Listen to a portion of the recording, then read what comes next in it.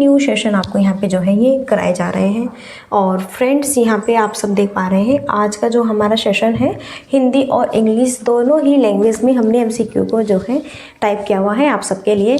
तो best to best हम यहाँ पे करने वाले हैं। तो चलिए देखो स्क्रीन पर फर्स्ट क्वेश्चन है आपके सामने कि यह अवधारणा कि बच्चों के आचरण को प्रबलीकरण और दंडों द्वारा परिवर्तित किया जा सकता है इस विचार पर आधारित है कि प्राथमिक रूप से विकास किससे प्रभावित होता है। केवल आनुवांशिकता से होता है, हेरिडिटी और इन्वायरमेंट से होता है, या फिर केवल इन्वायरमेंट से, या फिर न तो हेरिडिटी और न ही इन्वायरमेंट से होता है। तो यह अवधारणा कि बच्चों के आचरण को प्रबलीकरण और दंडों द्वारा परिवर्तित, देखो दंडों के द्वारा और प्रबलीकरण यहाँ पर इसके द्वारा हम परिवर्तित चेंज कर सकते हैं। तो इस विचार पर आधारित है कि प्राथमिक रूप से विकास किससे प्रभावित हो रहा है।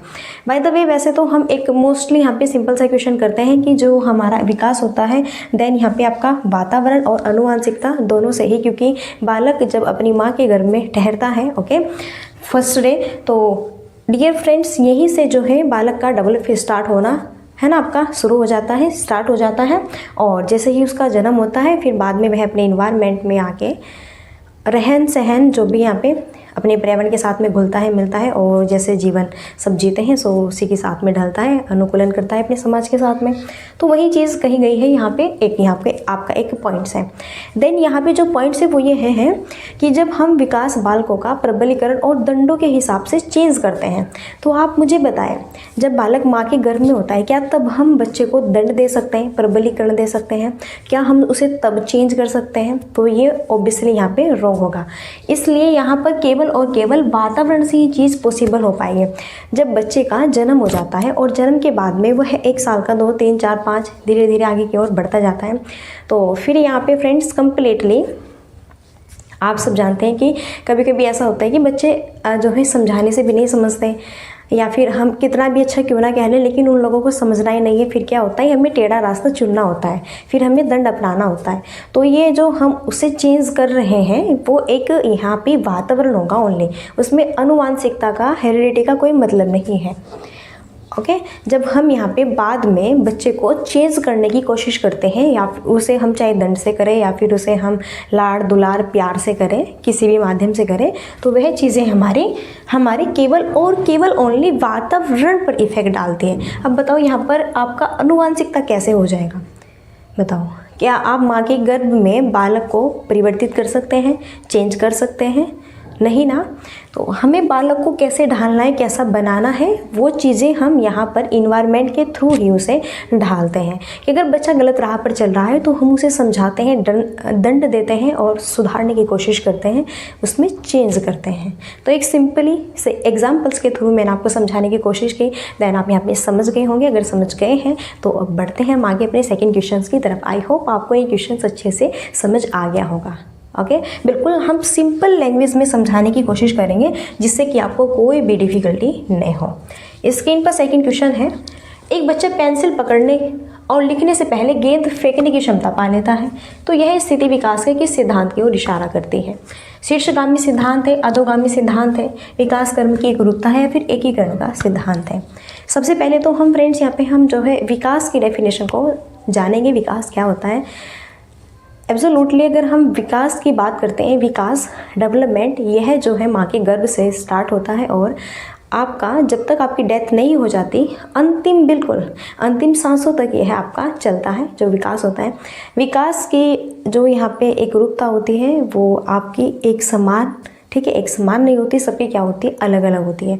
देखो अगर चाहे एक बालक इंडिया का है, जापान का है, USA का है, कहीं का भी रहने वाला है, तो बहुत सारे बच्चे हैं संसार में, तो सबका जो अपना अपना तरीका है, जहाँ पे रहता है, क्या खाता है, क्या पीता है, कैसे समाज में रह रहा है, वो क्षेत्रीय भाषा कैसी है, क्या लिखता है, पढ़ता है, सारी चीज़ें यहाँ पर ऑब्जर्व करती हैं उसके इन्वायरमेंट से।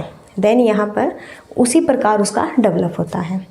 अगर कोई पुअर फैमिली से है, फिर कोई रिच फैमिली से, कोई रिच फैमिली से, तो सारी चीज़ें मिलेगी भाई। कोई पुअर फैमिली से, किसी की आर्थिक स्थिति इतनी बेस्ट नहीं है, तो उसका जो डेवलप होगा उसके अकॉर्डिंग होगा, सीमित रूप में। क्लियर है ना? तो यही चीज़ें हैं। विकास जो होता है आपका, एक तो सभी बंदों में एक समान नहीं होता, अलग अलग होता है। और हाँ, विकास जो होता है ना आपका वो क्रमबद्ध रूप से होता है। क्यों होता है? अब आप कहेंगे मैम क्रमबद्ध रूप से क्यों होता है? अब बताओ मुझे, चाहे कोई आपका अंबानी का बेटा है, चाहे यहाँ पे एक गरीब का बेटा है, चाहे किसी का भी बेटा है या बेटी है, कोई भी है, बालक है, सभी बच्चे जब जन्म ले लेते हैं तब वह शेष अवस्था में आएगा। चाहे वो आपका यूएसए का हो, जापान का हो, इंडिया का हो, हर बच्चा शेष अवस्था की स्टेज में आएगा, फिर बाल्यावस्था की स्टेज में आएगा, फिर किशोरावस्था की स्टेज में आएगा, फिर प्रौढ़ावस्था, फिर वृद्धावस्था की स्टेज में आएगा। तो ये तो सिंपली डेफिनेशन थी विकास की। अब विकास को हम दो तरह से मापते हैं। एक तो विकास होता है सिर से पैर की ओर, जिसे हम शीर्षगामी कहते हैं। एक होता है आपका केंद्र से परिधि की ओर, केंद्र से परिधि की ओर, उसे हम अधोगामी सिद्धांत कहते हैं। तो ये आपके विकास को हम दो रूपों में डिवाइड करते हैं।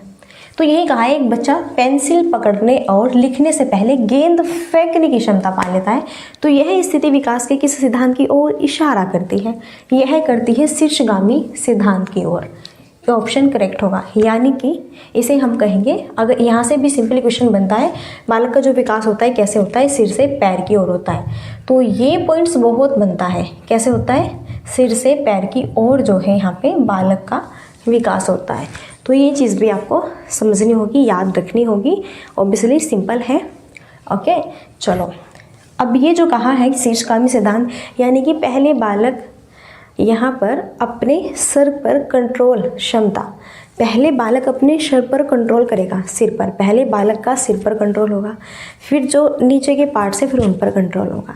सिर है, फेस है, गर्दन है, ओके, फिर नीचे आपके यहाँ पे जो है गर्दन है, फिर पेट है नीचे, ओके, टांगे वांगे है ना, पैर वैर, तो फिर बाद में इन पे। अब कहा है कि एक बच्चा पेंसिल, देखो पेंसिल पकड़ने लिखने से पहले बालक यहाँ पर गेंद फेंकना सीखता है। तो यह क्या है, शीर्षगामी। शीर्षगामी यहाँ पे आपका सिद्धांत हो जाएगा।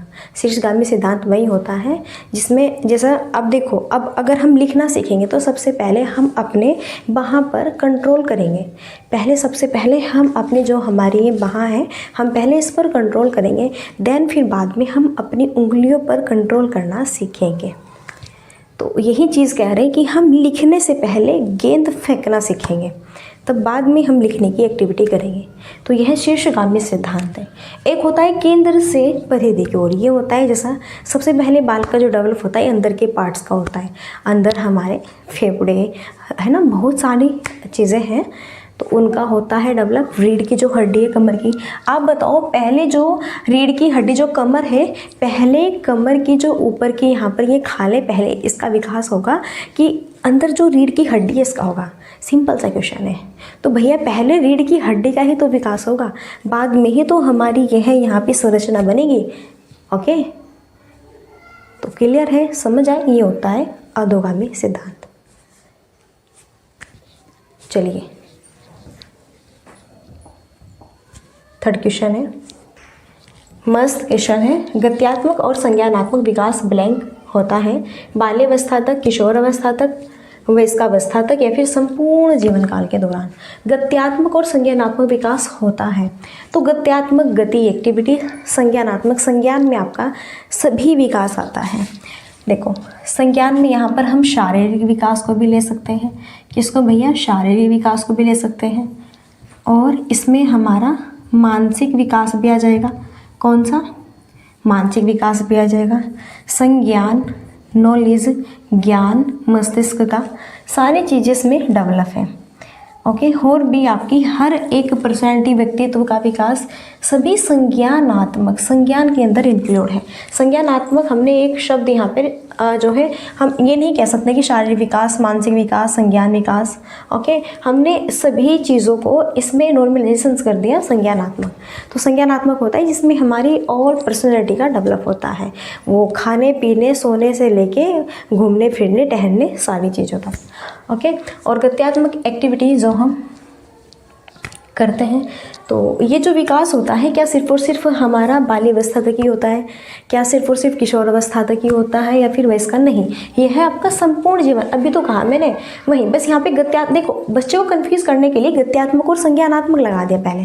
क्वेश्चन सीधा सीधा ये नहीं पूछा कि विकास जो होता है आपका कब तक होता है, कैसे होता है। ओके, तो ये नहीं पूछा, ये पूछ लिया कि गद्यात्मक और संज्ञानात्मक विकास ब्लैंक होता है कंफ्यूज करने के लिए। तो कुछ बच्चे यहाँ पे ये सोचेंगे संज्ञान और गद्यात्मक भी शायद किशोरावस्था तक ही होता होगा, तो टिक कर दो, है ना। भैया तो नहीं, पागल नहीं है वो एग्जामिनर जो इतना सिंपल क्वेश्चन बनाएंगे। घुमा फिरा के दिया है यहाँ पे संपूर्ण जीवन काल के। अभी हमने विकास की डेफिनेशन भी की है, इसकी डेफिनेशन पूरी कि माँ के गर्भ से स्टार्ट होता है और देन यहाँ पे लास्ट तक आपका जब तक कि सांसें चलती है तब तक एक बालक का विकास होता ही रहता है।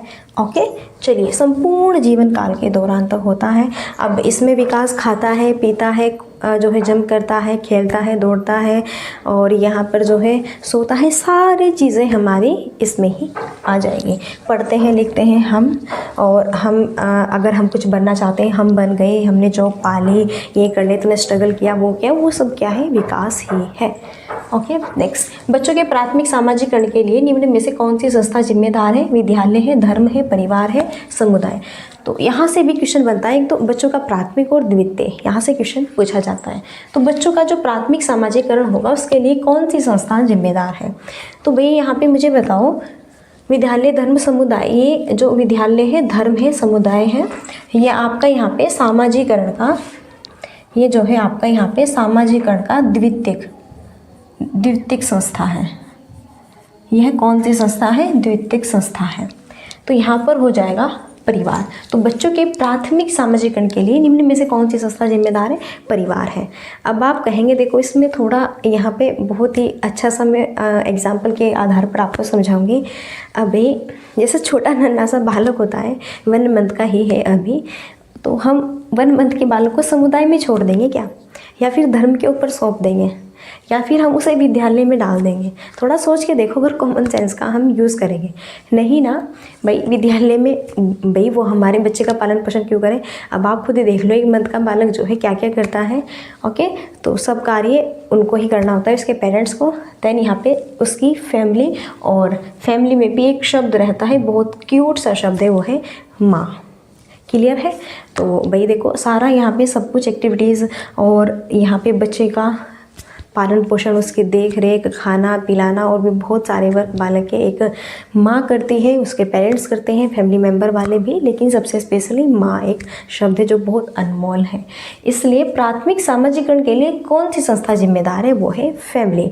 यहाँ से क्वेश्चन आप यही चीज़ याद रखें, अगर प्राथमिक पूछे तो परिवार होगा, और अगर यहाँ पे सेकेंडरी पूछे तो विद्यालय, धर्म और समुदाय, ये आपके सामाजिकरण के सेकेंडरी संस्था है। क्लियर? देखो मैंने तो सिंपल सी भाषा में समझाने की कोशिश की है।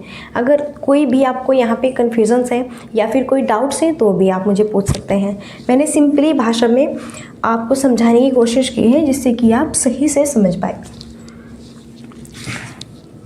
भाषा एवं चिंतन के संदर्भ में जीन पियाजे के अनुसार निम्न में से कौन सा कथन सही है? चिंतन भाषा का निर्धारण करता है, भाषा चिंतन का निर्धारण करती है।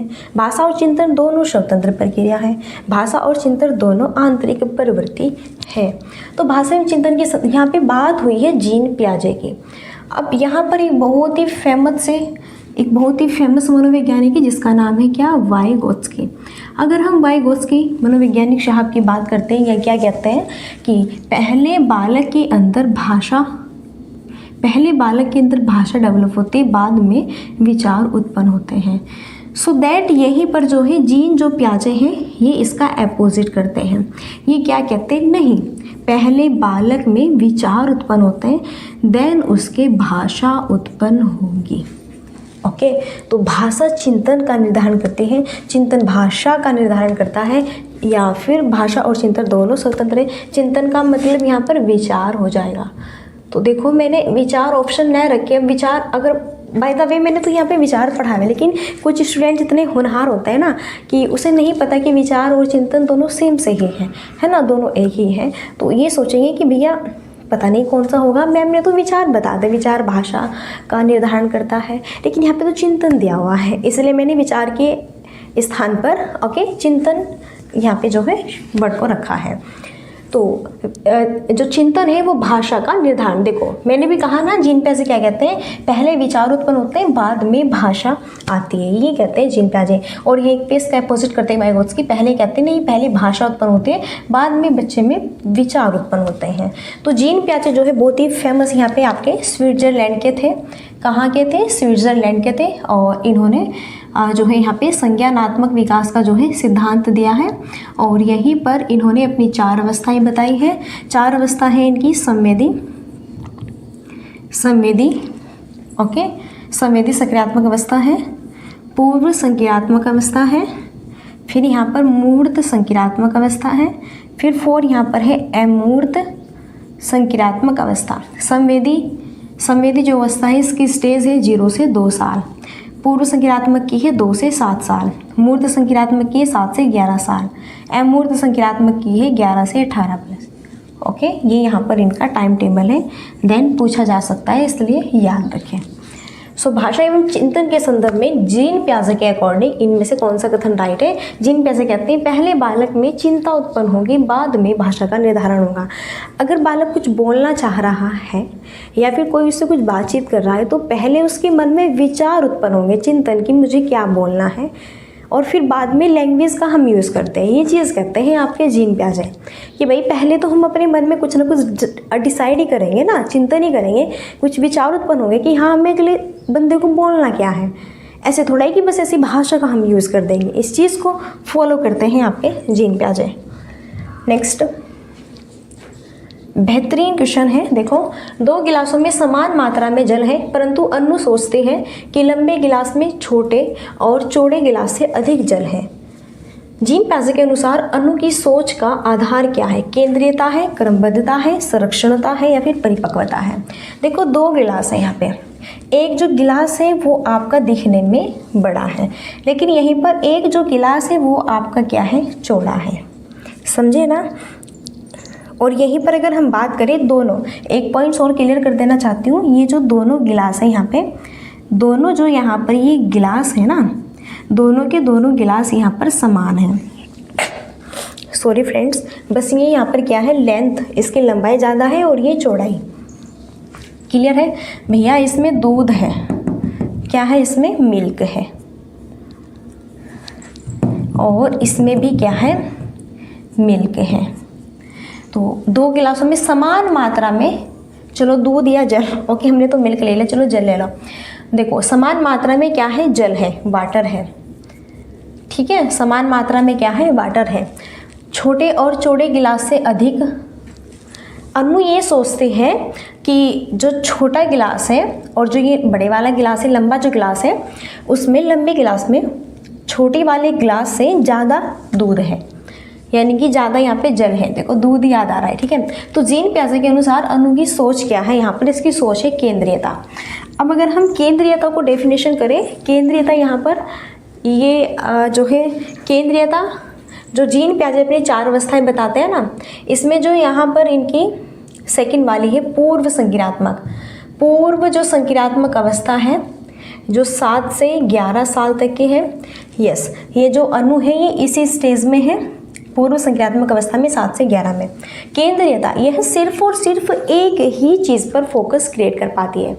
जब बच्चा सिर्फ और सिर्फ ओनली एक ही चीज़ पर फोकस क्रिएट कर पाता है, एक ही केंद्र में सोच पाता है, एक समय में सिर्फ और सिर्फ एक ही चीज़ पर फोकस कर पाता है, तो वह होता है केंद्रीयता। उसने ओनली यह चीज़ फोकस की हुई है कि ये गिलास लंबा है, ये गिलास छोटा है, इसलिए पानी ज़्यादा लंबे गिलास में आएगा। बस उसने ये चीज़ केंद्र कर ली। उसने ये नहीं देखा कि वह अभी इस अंतर को डिफाइन नहीं कर पाई। इस अंतर को वह डिफाइन कर पाएगी मूर्त संक्रियात्मक अवस्था में। मूर्त संक्रियात्मक अवस्था में जाके फिर वह चीज़ों को केंद्रीयता में नहीं डालेंगे, फिर वह विकेंद्रीयता में हो जाएगा। क्यों हो जाएगा? क्योंकि फिर उसे पता चल जाएगा कि हाँ ये बड़ा अगर गिलास है और ये छोटा गिलास है, गिलास में दोनों में सेम जल है, तो ये लंबा है इसलिए मुझे इसमें ज़्यादा पानी दिख रहा है, बाकी दोनों में हमने समान जल डाला है। वो बाद में जब मूर्त संक्रियात्मक अवस्था की स्टेज में जाएगी, यहाँ पर 7 से 11 साल की एज में, तब वह केंद्रीयता को विकेंद्रीयता में डिफाइन कर देगी, यानी कि तब वो एक चीज़ पर फोकस क्रिएट न करते हुए काफ़ी सारी चीज़ों पर फोकस क्रिएट कर पाएगी। तो अभी जो यहाँ पर यह ओनली एक ही चीज़ पर फोकस क्रिएट कर पा रही है और एक इसका वो मकसद है कि भाई आपने मुझे तो यहाँ पे पानी कम दिया है और बड़े गिलास में उनको पानी ज़्यादा दे दिया। ओके, चलो, तो ये क्या है, केंद्रीयता यहाँ पर हो जाएगा। केंद्रीयता का मतलब होता है जब हम ओनली सिर्फ और सिर्फ एक ही चीज़ पर फोकस क्रिएट कर पाते हैं, वह यहाँ पे हमारा केंद्रीयता कहलाएगा। जीन पियाजे के संज्ञानात्मक विकास सिद्धांत के अनुसार प्रतिवर्तीयता किसी क्रिया को उल्टे क्रम में कर पाना किस चरण की बुनियादी उपलब्धि है? संवेदीगामक चरण है, पूर्व संक्रियात्मक है, मूर्त संक्रियात्मक है, औपचारिक संक्रियात्मक है। मैंने इनके यहाँ पर आप सभी को टाइमिंग भी बताई हुई है। यह आपका 0 से 2, यह 2 से 7 साल, 7 से 11, 11 से 18 साल। जीन पियाजे के संज्ञानात्मक विकास सिद्धांत के अनुसार प्रतिवर्तीयता, यहाँ पर ये एक शब्द है प्रतिवर्तीयता, किसी क्रिया को उल्टे क्रम में कर पाना किस चरण की बुनियादी उपलब्धि है? किसी क्रिया को उल्टे क्रम में, मानो कि जैसा हम बच्चे को सिखाते हैं कि देखो 1 2 3 4 5 6 7 8 9 10, ओके, हम यहाँ तक बोलते हैं कि 1 2 3 4 5 6 7 8 9 10। सिंपली एग्जाम्पल में समझा रही हूँ। जब हम उसे वह एक्टिविटी उल्टी साइड से कराएंगे कि चलो हमें उल्टी साइड से बताओ, तब बच्चा बताएगा यहाँ पे 10 9 8 7 6 5 4 3 2 1 और क्या, ठीक है। तो तब वह होगा यहाँ पे मूर्त संक्रियात्मक चरण में। अब वह चीज़ों को इतना जान पा गया है कि हाँ, यहाँ पर अगर मुझसे इन्होंने जो है स्टार्टिंग की एक्टिविटीज़ कराई कि चलो यहाँ पे आप काउंटिंग कीजिए 1 से 10 तक, तो 1 से 10 तक हमने काउंटिंग कर दी। अगर बोले कि अब आपको 10 से 1 तक उल्टी काउंटिंग करनी है, कोई बात नहीं, उल्टी काउंटिंग कर देंगे।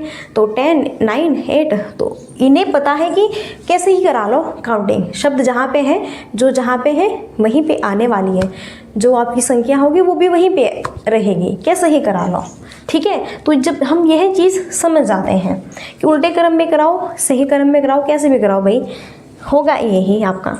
सो यहाँ पर ये जो है मूर्त संक्रियात्मक चरण में होगा। देखो मैंने अपने अनुसार सिंपली लैंग्वेज में समझाने की कोशिश की है। ओके, चलो नेक्स्ट। एक गणित अध्यापिका उच्चतर कौशल पूर्ण छात्रों को अपने सहपाठियों की सहायता और मार्गदर्शन करवाती है। वे किस सैद्धांतिक कार्य गठन का उपयोग करने का प्रयास कर रही है? लेव-वाइगोत्स्की का सामाजिक संरचनावाद, बीएफ स्किनर का क्रिया प्रसूत अनुकूलन का सिद्धांत, स्किनर है यहाँ पे, जीरोम ब्रूनर का रचनावाद, जीन पियाजे का संज्ञानात्मक विकास सिद्धांत। एक गणित अध्यापिका उच्चतर कौशल पूर्ण छात्रों को अपने सहपाठियों की सहायता और मार्गदर्शन करवाती है। देखो सहायता और मार्गदर्शन, यहाँ पर ये सहायता और जो मार्गदर्शन करवा रहे हैं ना, यह यहाँ पर क्या करवा रही है, इन्हें संकेत दे रही है, पाठ उत्पन्न करा रही है भैया, स्कैफोल्डिंग दे रही है। जब सहायता, देखो या तो सहायता शब्द हो, ध्यान से ट्रिक है समझ लेना, या तो सहायता शब्द हो या फिर हो यहाँ पर आपका संकेत। अगर इन दोनों में से कोई सा भी आपको वर्ड दिखे ना क्वेश्चन में और नीचे हो ऑप्शन में लेव-वाइगोत्स्की, तो बिल्कुल आँख बंद करके यह ऑप्शन आपको चूज़ करना होगा। क्योंकि जब एक टीचर से या फिर एक दोस्त है, कुछ भी है, जब वह यहाँ पे बालकों को सहारा देकर या फिर यहाँ पे संकेत के माध्यम से उनका मार्गदर्शन करवाती है, तो वह चीज़ क्या करवा रही है, स्कैफोल्डिंग पार्ट यहाँ पे प्रदान कर रही है। ये होगा लेव-वाइगोत्स्की का सामाजिक संरचनावाद। तो एक गणित अध्यापिका उच्चतर कौशल पूर्ण छात्रों को अपने सहपाठियों की सहायता और मार्गदर्शन करवाती है, तो वे किस सैद्धांतिक कार्य गठन का उपयोग करने का प्रयास कर रही है। लेव-वाइगोत्स्की यहाँ पे कौन सा सिद्धांत देते हैं, सामाजिक सांस्कृतिक सिद्धांत यहाँ पर देते हैं, सब जानते हैं। ओके, रूस के रहने वाले थे। तो यही चीज़ देखो, हम अगर यहाँ पे देन हम टीचर्स लोग पढ़ा रहे हैं, कभी कभी हम ऐसा होता है कि चलो कुछ अलग करते हैं बच्चों के लिए, कुछ स्पेशली कुछ अलग सा ही देते हैं उन्हें वर्क करने के लिए, या फिर यहाँ पर हम अपने छात्रों को, हम अपने सहपाठियों से, यही समाज है सहपाठी या फिर और टीचर्स आए हुए हैं बाहर से, है ना, उनसे हम रूबरू कराते हैं और बच्चों की हेल्प कराते हैं। ठीक है, हेल्प करने में मार्गदर्शन करते हैं। तो वो भी आपका क्या होगा, लेवी वाइगोत्स्की सामाजिक संरचनावाद। और वैसे भी जो वाइगोत्स्की क्या कहते हैं कि बच्चा जो है अपने समाज में अंतःक्रिया के माध्यम से ही चीज़ों को सीखता है, यहाँ पर कनेक्टेड करता है, तभी जाकर वह आगे बढ़ता है। ठीक है, ये चीज़ कहते हैं। देखो जीन पियाजे तो ये कहते हैं कि बालक का जो डेवलप होता है ना, ये बालक जो होता है स्वयं यहाँ पे खोजबीन करता है, खुद यहाँ पे स्वयं खोजबीन के माध्यम से सीखने की कोशिश करता है। ये कहते हैं जीन पियाजे। यहीं पर एक बहुत ही बेहतरीन सा फैक्ट है, वो रहता है वाइगोत्स्की का। जो वाइगोत्स्की साहब है वो ये कहते हैं यहाँ पे कि भैया जो बालक होते हैं वो अपने समाज के साथ में अंतःक्रिया, बातचीत करते हैं, सहयोग, मार्गदर्शन, सारी चीज़ें यहाँ पे ऑब्वियसली, तब जाके बालक का क्या होता है, विकास होता है। नेक्स्ट बेहतरीन मस्त क्वेश्चन है, लेवी वाइगोत्स्की द्वारा दिए बच्चों के विकास का सिद्धांत किस पर डिपेंड है? परिपक्वता और संस्कृति है, भाषा और भौतिक जगत है, भाषा और संस्कृति, भाषा और देखो परिपक्वता, मैच्योर, अभी ये है चीज़ मैच्योर की बात नहीं करते और भौतिक जगत की बात भी नहीं करते हैं। वाइगोत्स्की किसकी बात करते हैं? देखो या तो भाषा का भी, बिल्कुल सही बात है, भाषा को भी ये काफ़ी इंपॉर्टेंस देते हैं, और साथ ही साथ अगर किसी ऑप्शन में समाज हो या संस्कृति हो तो ये तो फिर ऑप्शन इनसे हट ही नहीं सकता। ठीक है, तो यहाँ पे समाज तो नहीं है लेकिन संस्कृति दिया हुआ है और यहाँ पे भाषा दी हुई है, तो इसलिए यहाँ पर क्या होगा, भाषा और संस्कृति हो जाएगा। तो लेवी वाइगोत्स्की द्वारा दिए बच्चों के विकास का सिद्धांत किस पर डिपेंड करता है? भाषा और संस्कृति पर डिपेंड करता है। लेवी वाइगोत्स्की कहते हैं कि बच्चों के विकास का जो सिद्धांत होता है डिपेंड उसकी लैंग्वेज पर करता है, कैसे क्षेत्र में रहता है, कैसे इन्वायरमेंट में रहता है, कैसे भाषा बोलता है, कैसे एक दूसरे के साथ में अंतःक्रिया करता है, संप्रेक्षण करता है, बातचीत करता है, चीज़ों को सीखता है, एक्टिविटीज़ करता है। यहीं पर अपनी संस्कृति में ढल के अपने समाज लोगों के साथ में, पास पड़ोस में, अपने के साथ, अपने दोस्तों के साथ में, फ्रेंड्स लोगों के साथ में अंतःक्रिया के माध्यम से बच्चा कनेक्टेड होता है, तब जाके चीज़ों को, सारी चीज़ यहाँ पे मेनली सीखता है। यह पॉइंट्स कहते हैं।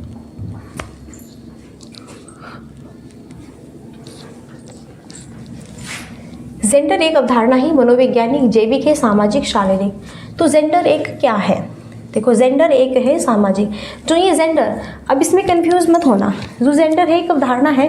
देखो जेंडर है एक अवधारणा, ये सामाजिक है तो अवधारणा है भाई, समाज ने ही तो ये बनाया हुआ है कि जब लड़की है या फिर लड़का है, जब इनका जन्म होता है तो समाज ने ही तो ये चीज़ डिसाइड किए। आप मुझे बताओ, क्या यह भगवान ने डिसाइड करके भेजा है आपको? ईश्वर ने बताया है कि ये जो लड़की है ये आपका झाड़ू पोछा बर्तन और खाना ही बनाएगी, और जो ये आपकी बॉयज़ होते हैं यह झाड़ू पोछा बर्तन खाना नहीं बना सकते, घर का कार्य नहीं कर सकते, कपड़े नहीं धुल सकते हैं। यह सिर्फ और सिर्फ क्या करते हैं, बढ़िया खाया पिया मस्ती से लेट गए और फ़ोन चलाए, पबजी खेल लिया, है ना, या फिर बस बाहर का वर्क करेंगे। ये कि बस जो खेत का कार्य होता है महिलाएँ काफ़ी करती है, आज के टाइम में बहुत महिलाएँ खेत का कार्य भी करती है। या बस फिर ये चीज़ें इन्होंने जो है यहाँ पे बताया कि क्रिकेट जो होगा ओनली आपके जो है बॉयज़ खेलेंगे, क्रिकेट जो है बॉयज़ खेलते हैं, और गर्ल्स यहाँ पे कबड्डी, खो खो, इस तरह के गेम्स खेलती है ना। तो ये चीज़ जो है कौन यहाँ पर बनाता है? भी समाज, तो समाज ने तो बनाया हुआ है, ये हमारे समाज ने तो ये चीज़ खुद अपने आप अपने ही मन में घड़ी हुई है कि हाँ भाई ये लड़की है तो झाड़ू पोछा बर्तन, शादी होगी, बताओ लड़का क्यों नहीं आता लड़की के घर पे है, लड़की क्यों नहीं जाती ब्याहने के लिए? नहीं भैया, देखो ये रीति रिवाज है, समाज ने बनाया हुआ है कि नहीं, शादी जब होगी ना तो भाई घोड़ी पर चढ़कर सहरा बांधकर लड़का ही आता है, ओके, और फिर उसे बेचारे को लेके जाता है वहाँ पे अपनी फैमिली, उनकी फैमिली से दूर करता है, समझे ना। तो ये जो है सारी चीज़ें ये समाज ने ही तो बनाई हुई है, सारी चीज़ें समाज। तो जेंडर एक अवधारणा, जेंडर जो है कि ये वो करेगी, ये करेगी, अब बॉयज़ ऐसे करते हैं, वो करते हैं, वो काम नहीं करते, ये नहीं करते, लड़के रोते नहीं हैं, ऐसे फलाना ढिमकाना, बहुत सारे यहाँ पर होते हैं इशूज़। तो ये सारी चीज़ें एक समाज ने ही यहाँ पर निर्मित की हुई है। नीता सभी प्रकार के जानवर, पौधों, धातु और खनिजों की पहचान और वर्गीकरण कर सकती है। हार्वर्ड गार्डनर के बहुबुद्धि सिद्धांत के अनुसार वह कौन सी बुद्धि का प्रदर्शन कर रही है? अंतः व्यक्ति के, प्रकृतिवादी है, भाषाई है, अंतः व्यक्ति के। तो हार्वर्ड गार्डनर की यहाँ पर बात हुई है। हार्वर्ड गार्डनर की बात करें, इन्होंने कौन सा सिद्धांत दिया है? बहुबुद्धि। बहुबुद्धि का जो सिद्धांत है वह दिया है किसने? हार्वर्ड गार्डनर ने, ओके। यहीं पर इन्होंने अभी वर्तमान में प्रेजेंट टाइम में इनकी 9 प्रकार की बुद्धि है। तो नीता सभी प्रकार के, देखो नीता है वह सभी प्रकार के जो जानवर हैं, और जो प्लांट से धातु और खनिज की पहचान और वर्गीकरण कर। अब आप मुझे बताइए, जानवर कहाँ रहते हैं? क्या जानवर भाषा बोलते हैं? क्या जानवर अपने मन की भाषा जानते हैं? या फिर जानवर तुम्हारे मन की भाषा जानते हैं? नहीं ना। जानवर कहाँ, एक नेचुरल प्रकृतिवादी, नेचुरल प्रकृति में, है ना, प्रकृति में नेचुरल होते हैं आपके जो जानवर होते हैं, पेड़ पौधे, प्लांट्स कहाँ पे उगते हैं? प्राकृतिक में, नेचुरल चीज़ें ही तो हैं ये आपकी। और यहीं पे धातु खनिज।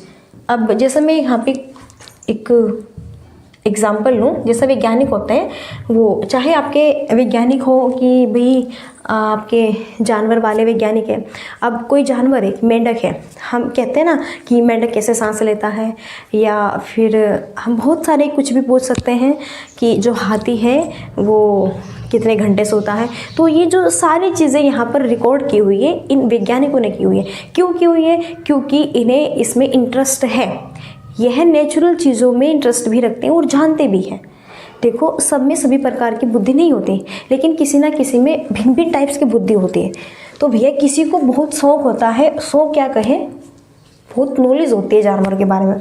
तो जिसे जानवरों के बारे में नॉलेज है, या फिर जिसे किसी पौधे के बारे में नॉलेज है कि ये पौधा है, इसे हम उगाएंगे तो इसमें भ्रूण कब होगा, कब यह अंकुरित होगा, कब जो है उगेगा, कब कटेगा, कब बोई जाएगा, सारी चीज़ें, कितनी पानी की आवश्यकता है, क्या नहीं, क्या कितने धूप क्या तापमान टेम्परेचर की आवश्यकता है, सारी चीज़ें। तो एक नेचुरल यहाँ पर जो हमारी बुद्धि होती है, जो वैज्ञानिक होते हैं तरह तरह की खोजबीन करते हैं। जैसे साइंटिस्टिक है आपके, अभी मैंने बताया अलग अलग मिनरल्स, देखो कि सोना जो है, हीरा जो है कोयले की खान से निकलता है। तो ये एक नेचुरल प्रकृतिवादी भाई। अब हमारे अंदर क्यों नहीं है क्वालिटी? क्योंकि हमारे अंदर वो नॉलेज नहीं है, वो चीज़ नहीं है। और कुछ बंदे अलग ही होते हैं जिसमें भिन्न भिन्न टाइप्स की अलग अलग की नॉलेज होती है, ठीक है। तो यहाँ पर प्रकृतिवादी बुद्धि हो जाएगी, इसलिए बी ऑप्शन करेक्ट है। नेक्स्ट, कक्षा में व्यक्तिगत भिन्नताओं को संभालने हेतु तो एक प्राथमिक शिक्षिका को निम्न में से क्या करना चाहिए? कक्षा में सबके लिए कड़े नियम बनाएं और उसकी अवज्ञा करने वाले बच्चों को दंड करें। प्राथमिक स्तर पर पेपर पेंसिल आधारित मानक परीक्षण का यूज़ करना चाहिए। सभी के लिए समान पाठ्यक्रम हो और अधिक गति निर्धारित करो। विद्यार्थियों को अधिगम के विविध अवसर प्रदान करने चाहिए। इस वाले क्वेश्चन में हम negative and positive tag words को भी फॉलो करेंगे। ओके, देन कॉपी पेन लेके बैठे जो है रहा करो आप, और जब हम पढ़ाते हैं तो यहाँ पर आप नोट डाउन करते रहना। तो कक्षा में व्यक्तिगत भिन्नताओं को संभालते हुए एक प्राथमिक शिक्षिका को क्या करना चाहिए सबसे बेस्ट है? तो भाई क्लास में मैं बताती हूँ हर बार 30 है, 35 है, या फिर 40 से 45 है, इतने सारे बच्चे हो सकते हैं अलग अलग। ओके, 30 भी, 35 भी, 40 भी, 45 भी, इतने बच्चे होते हैं क्लास में, नॉर्मली हो जाते हैं। तो ये जो सब यहाँ पर बालक है आपके रामू, श्यामू, गोरा, काला, पीला, लाल, गीता, सीता, रीना, रानी, वानी, ठीक है, बहुत सारे यहाँ पे हैं बालक। तो भैया सब क्या है यहाँ पर आपके व्यक्तिगत भिन्नता वाले हैं। सबके पेरेंट्स भी अलग है, सबका धर्म भी अलग है, सबका समाज भी अलग है, रहन सहन, खान पीन, पालन पोषण, सब कुछ सबका क्या है, डिफरेंट है, अलग अलग है।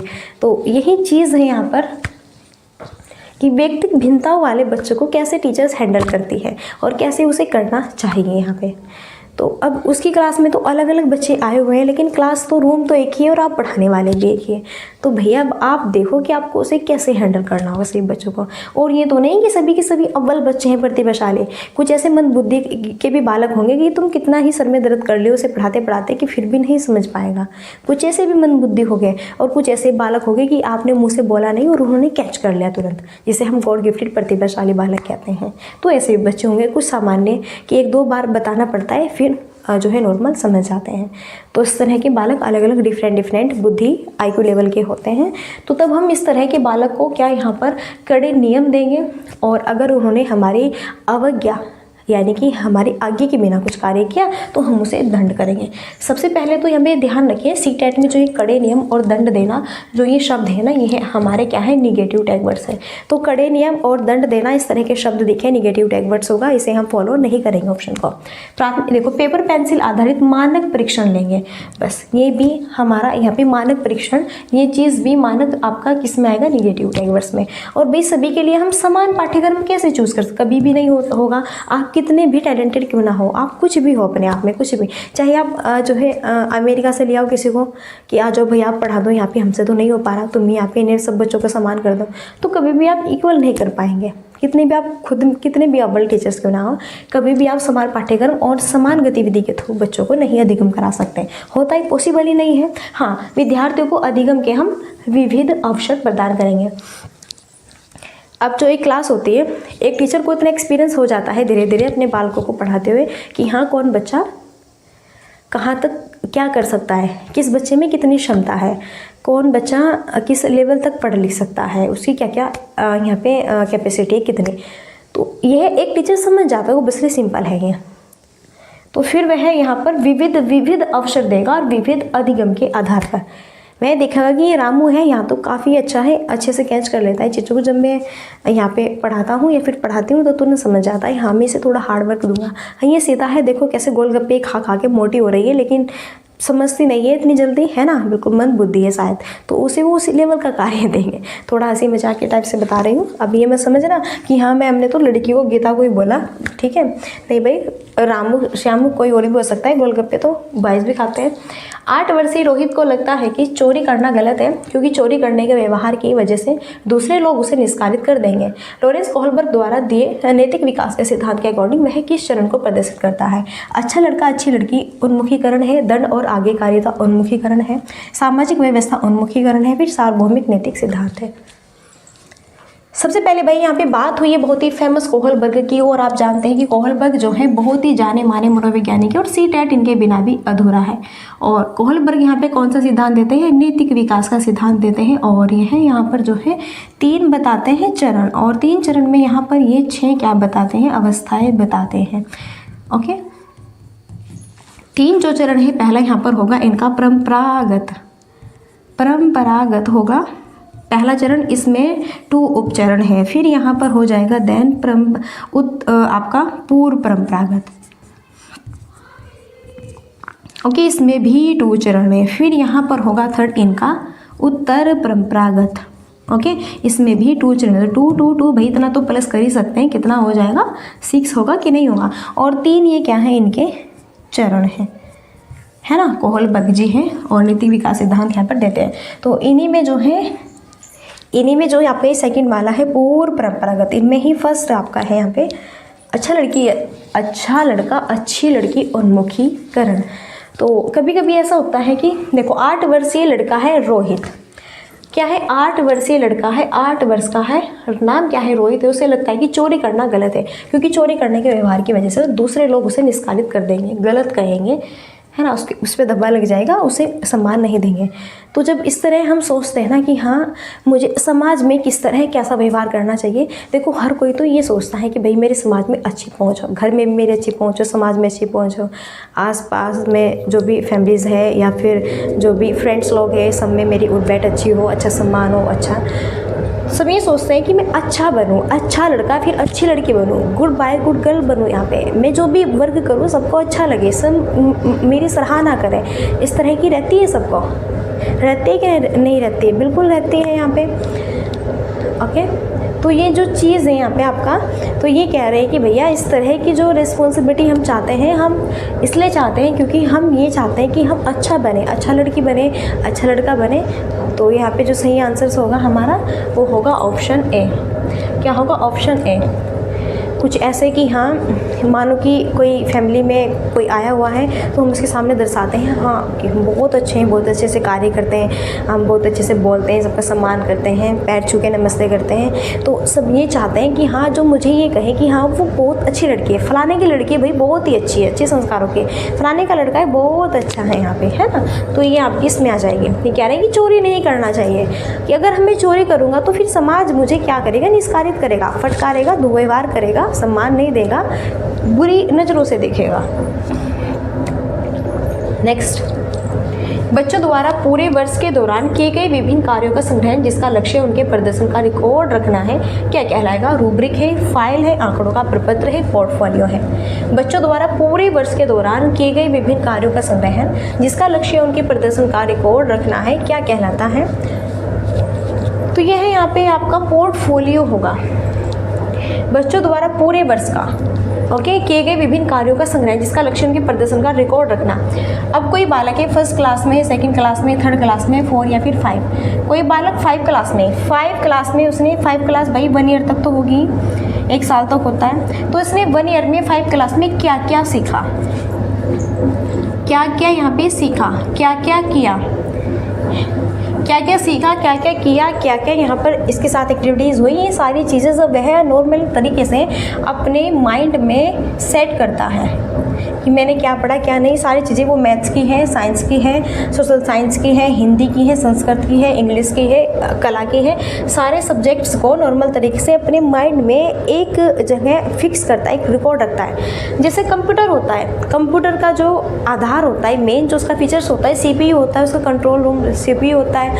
अगर कंप्यूटर है रखा हुआ है, CPU नहीं हो तो कोई फ़ायदा नहीं उसका, है ना।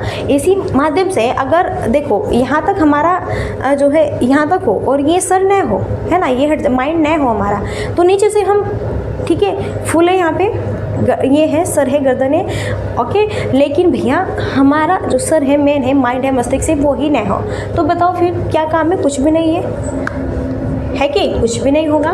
तो यही चीज़ कह रहे हैं, यही जैसे मैंने बताया कंप्यूटर वाला एग्जांपल।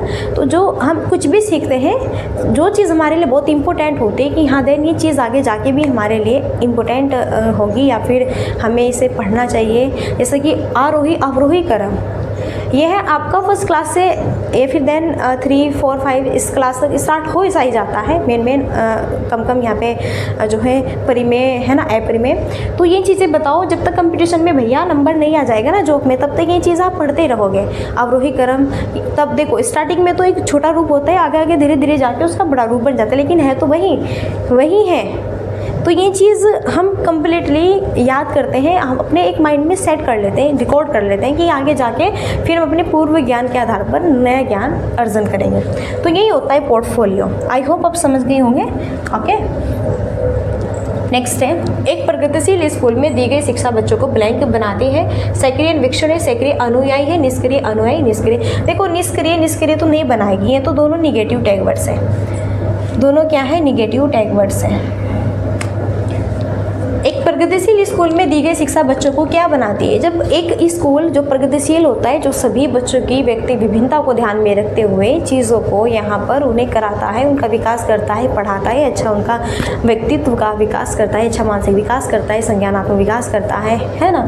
तो यहाँ पर बेस्ट जो स्कूल्स होता है, अच्छी अपनी अपॉर्चुनिटी निभाता है, बच्चों का अच्छा विकास करता है, तो वह यहाँ पर आपका सक्रिय अन्वेषण होगा। क्या होगा, सक्रिय अन्वेषण हो जाएगा। ओके, इसलिए हमारा ए ऑप्शन क्या होगा, बेस्ट होगा। चलो, सो 15 क्वेश्चन ऐसे यहाँ पे सिंपल क्वेश्चंस थे। आई होप आपको समझ आ गया होगा। अगर कोई भी आपको यहाँ पे प्रॉब्लम्स है या फिर कोई डाउट्स है, सो प्लीज़ आप मुझे बता देना। ओके, नेक्स्ट यहाँ पे देखो ये नंबर दिया हुआ है 7505890767, ये मेरा व्हाट्सअप नंबर है। अगर आपको ये PDF चाहिए विद आंसर तो आप मुझे मैसेज कर सकते हैं, मैं आपको खुद ज्वाइन कर दूँगी, या फिर आपको जो है यहाँ पर व्हाट्सअप ग्रुप का लिंक भी प्रोवाइड हो जाएगा, देन आप खुद से भी यहाँ पर जो है ज्वाइन कर सकते हैं और बढ़िया इन्जॉय तरीके से। और काफ़ी दिन तक मैं जो भी पढ़ा रही हूँ ना, वो PDF यहाँ पे डाल रही हूँ। काफ़ी बच्चे हैं जो कि यहाँ पे प्रैक्टिस कर रहे हैं, क्लास देखते हैं फिर लास्ट में प्रैक्टिस करते हैं। अगर आपको भी चाहिए तो आप बिल्कुल यहाँ पर ज्वाइन हो सकते हैं। तो फ्रेंड्स, यहीं पर अब हम मिलते हैं नेक्स्ट सेशन में, और तब तक के लिए so thanks for watching, keep study and bye, take care, जय हिंद, जय भारत, नमस्कार।